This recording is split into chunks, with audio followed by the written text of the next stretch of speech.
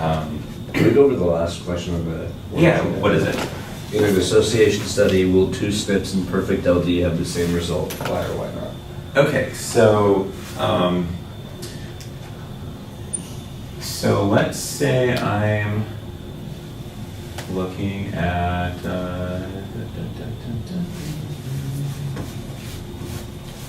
this is a good place to start.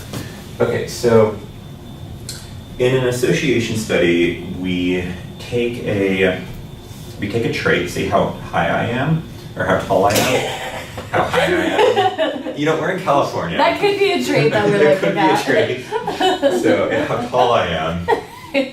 Often called height.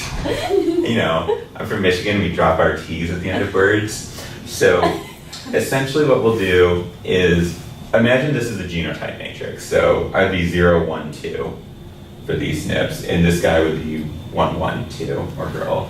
And essentially what we do is we take this trait value and we take that as a vector for all the individuals in our study, and then we'll take like a vector of genotype values across all the individuals, and we regress the height onto the genotype, and we get an effect size, and it's a number. And if it's statistically significant, we really care. If it's not, we don't. Or you could just think that we just do a correlation. Correlation might even be able to understand. We take how high people are and we take their genotype values and we correlate them and we ask, is this a significant correlation? All right? And we do that for every position in the genome or every genotype that we have in the genome. Exactly. So I take a vector of height, a vector of genotypes, correlate them, get a number. So if I'm looking at, say, this SNP position, right, the A's, I'm going to get some value. Now let's say I do the same thing with the T's. So first it was height correlated with this SNP position, I get a value. Now I do height and I correlate with this SNP position and I get a different value. Are those values going to be the same or different? Probably different, right? Because, you know, if there's no linkage. If there's no linkage, yeah, in this scenario, there's no linkage, so that close together, there probably actually will be linkage, but if this is true. If this is true, yeah, yeah, they're probably going to be different because one of the height vector is the same, but the vector of genotypes is different, so why would they give you the same result? Whereas if I had perfect linkage, then I'm going to get the identical answer. And it's because whatever statistical test I'm doing, the input of one SNP, if it's in perfect linkage with the other one and I've encoded as 0, 1, 2s, that input vector is going to be identical. And so if my input vector is identical, why should I expect a different result? Did I answer that one for you? Okay. So they're usually not like identical, but there will be regions of like significant association around different variants, and so that means that you don't actually know which one could be driving the association because you usually inherit them all together.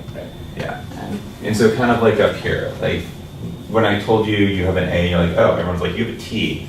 So they're like, the vectors aren't identical, but the vectors are really, really similar. So you're still going to get a very similar result. Not the same, but similar. Yeah. And the problem is as the linkage between two SNPs go up, the more similar they become. Right. And so in this case, like it's impossible, like I might get a significant association for this SNP and for that SNP, and there's no way for me to statistically tell which SNP is driving that because the information is shared. Yeah. And that's the bane of our existence. Yes. Also, are there ways to analyze like multi-SNP associations, right? Because like this seems kind of like simple to just say, okay, 1 and 2, but is it like, oh, I see like 2 of these. So that's where haplotypes come in. That's where haplotypes. Oh, you're saying like the effect of this on height might be different from the effect of this one. Or like you said to say like say there was a third SNP there, right?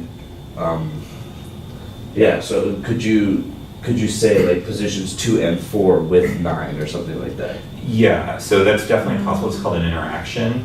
And It's not super possible on a genome-wide scale because of the computational effort that it would take. But you could do it on if you had 3 specific SNPs that you were interested in, you could figure out if there's an interaction effect. Right. yeah, But you'd need to know. But otherwise for all it'd be too possible many. combinations of any 3 Right. SNPs in the genome, that's It's like an exponential. that's going to be. and what's really exciting for you is if you give it 20 more minutes, we have slides on this in the next module, which hopefully you're here for.